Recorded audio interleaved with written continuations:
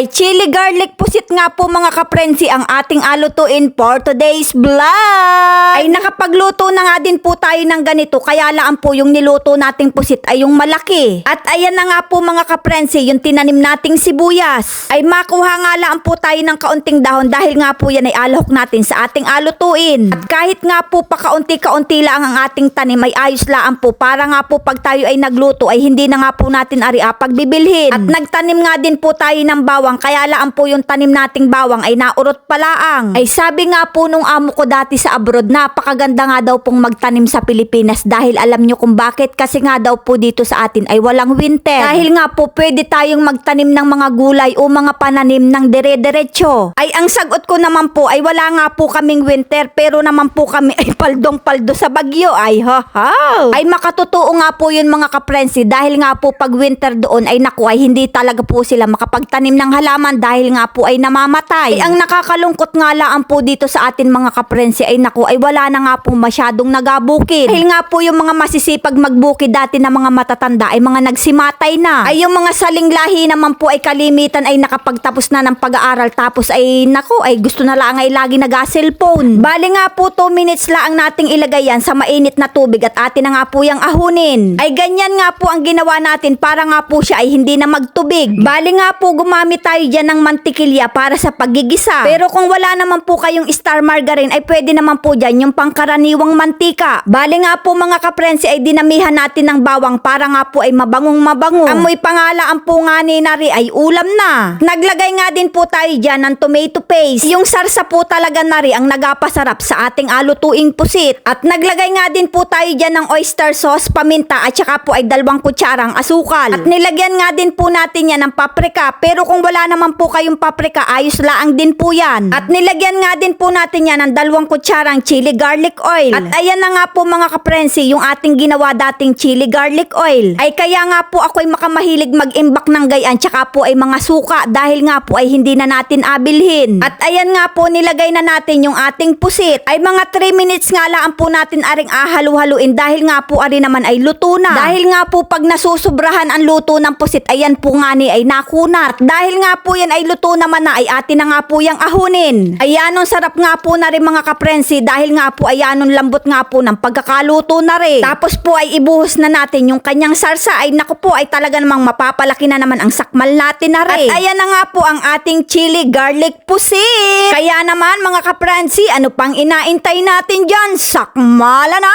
At napakalambot nga po ng ating pagkakaluto, kaya laan po ay napadami ang ating paglalagay ng chili garlic oil ay napakaanghang naman po. Pero magkagayon man po ay naku ay tuloy pa rin ang sakmal. Hanggang sa susunod na video mga kaprensi, maraming salamat!